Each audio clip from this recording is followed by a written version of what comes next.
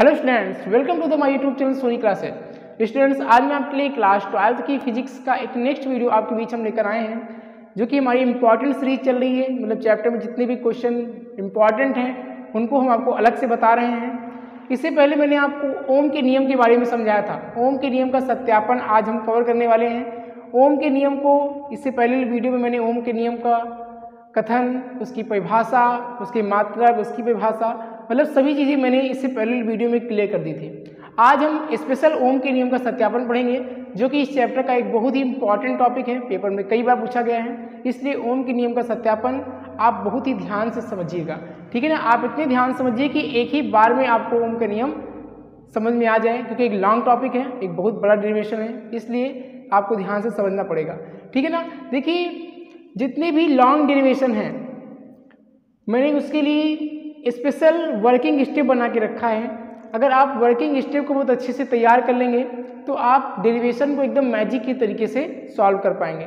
तो हम आपको जो वर्किंग स्टेप बताएंगे उसको आप जरूर याद कर लीजिए। 4-5 स्टेप हैं, उनको आप अगर तैयार कर लेंगे तो आप वैसे वैसे जैसे हम आपसे बताएंगे करते रहना है, बस आपका देखिएगा ऑटोमेटिक ओम के नियम का सत्यापन हो जाएगा, ठीक है ना। चलिए स्टार्ट करते हैं।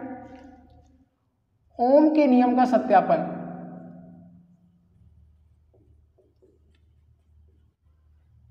ओम के नियम का सत्यापन, देखिए इससे पहले वाली वीडियो यदि आपने नहीं देखी है तो वो वीडियो जरूर देख लीजिए, कि वो वीडियो अगर आप देख लेंगे तो आपको ये वीडियो भी बहुत अच्छे से समझ में आएगी, ठीक है ना।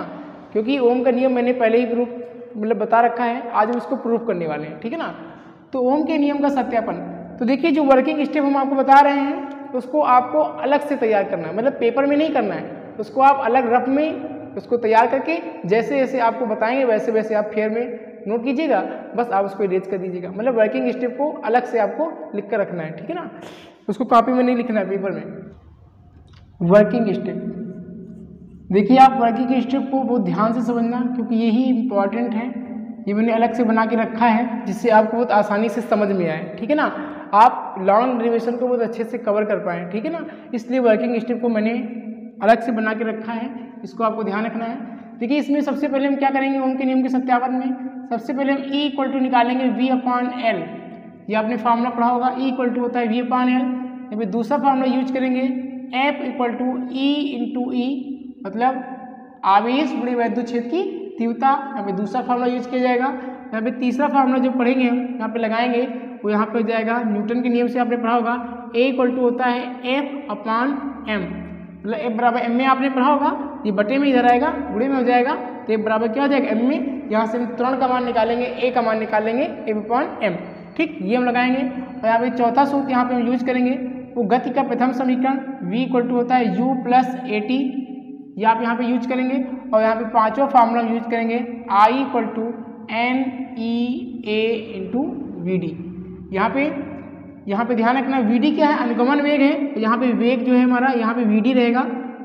ये VD क्या है, अनुगमन वेग है, यहाँ पे वेग नहीं है, साधारण वेग नहीं है, ये अनुगमन वेग है। आपने अनुगमन वेग पढ़ा होगा, उसको VD से रिप्रेजेंट करते हैं, तो यहाँ पे VD क्या है, अनुगमन वेग है। अब यहाँ पे वर्क कैसे करेंगे, देखिए ये आप अगर 5 स्टेप आप अच्छे से तैयार कर लिए तो ओम के नियम को आप एकदम मैजिक के तरीके से देखिएगा प्रूव करेंगे। देखिए कैसे क्या करेंगे, इसमें E का मान उठाएंगे यहाँ पर रखेंगे, F का मान उठाएंगे यहाँ पर रखेंगे, A का मान उठाएंगे यहाँ पर रखेंगे, VD का मान उठा के हम यहाँ पे पुट कर देंगे, बस आप देखेंगे एकदम मैजिक के तरीके से निकल के चला आएगा ओम के नियम, ठीक है ना। तो चलिए यहाँ पे स्टार्ट करते हैं, ओम के नियम को प्रूव करेंगे हम, ध्यान समझिएगा।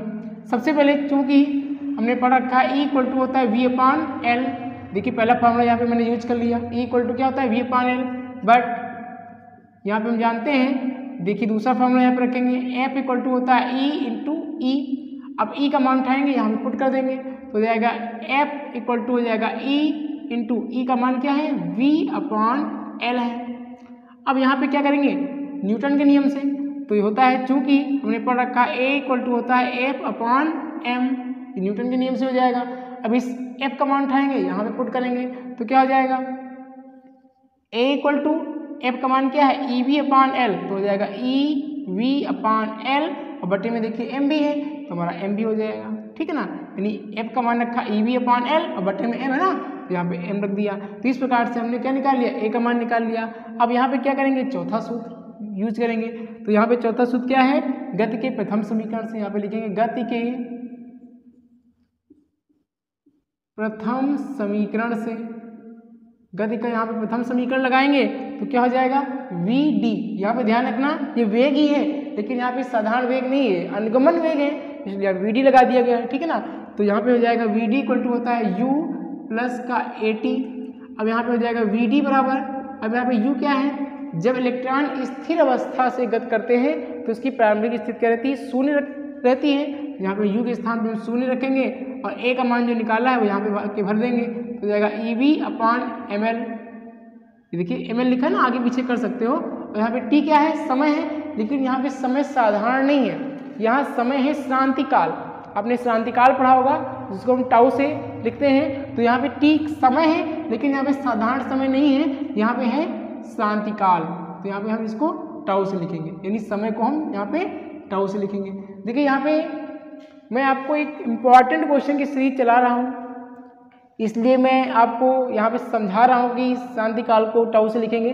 बाकी हमारी स्टेप बाय स्टेप पूरा चैप्टर सीरियल वाइज भी चल रहा है, वहाँ पे हम आपको सीरियल वाइज समझा रहे हैं सभी चीज़ें, तो वहाँ पे सभी चीज़ें हम आपको समझाएंगे। लेकिन यहाँ पे इंपॉर्टेंट क्वेश्चन की सीरीज चल रही है, तो उसमें हम आपको बता दे रहे हैं कि यहाँ पे शांति काल को टाउ से लिखते हैं, आपने पढ़ा भी होगा, तो इसको आप ध्यान रखिएगा, ठीक है ना। अब यहाँ पे इसको हम ऐड करें तो यहाँ पे हो जाएगा vd इक्वल टू, इसमें 0 को ऐड करेंगे तो हो जाएगा EV/ml, ठीक। इस प्रकार से मैंने vd निकाला। अब लाके क्या करेंगे, इस फॉर्मूले में पुट कर देंगे। तो चूंकि हमने पढ़ा है I इक्वल टू होता है NEA इंटू vd, ये आप जानते हैं। अब vd का मान लाके यहाँ पे भरेंगे तो क्या हो जाएगा I equal to NEA, vd का मान क्या है EV/ml,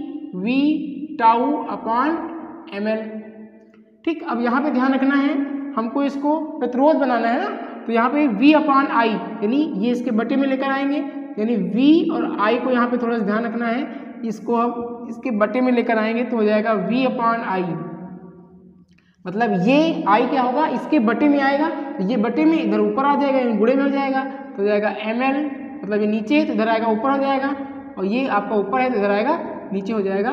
तो यहाँ पे हो जाएगा आपका क्या n, E को E से गुणा करेंगे तो हो जाएगा E², E को E से गुणा करेंगे तो E² A, तो यहाँ पे आपको क्या बचा टाउ। तो इस प्रकार से हमारा हो जाएगा V/I equal to ml/n E² A into tau.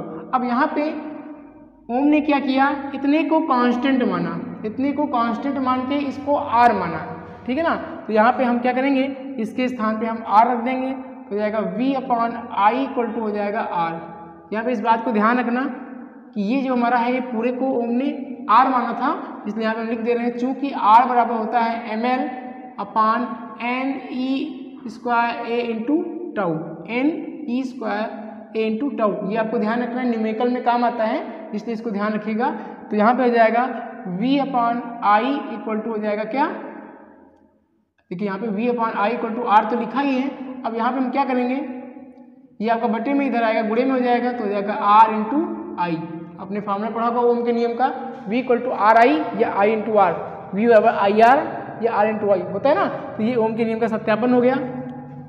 अब यहाँ पे क्या करेंगे, इस कांस्टेंट को, R क्या है, प्रतिरोध है जो कि कांस्टेंट है, इस प्रतिरोध के चिन्ह को हटाएंगे बराबर के साथ, तो क्या लगेगा, एक समानुपाती चिन्ह लग जाएगा, तो हो जाएगा V समानुपाती होता है I।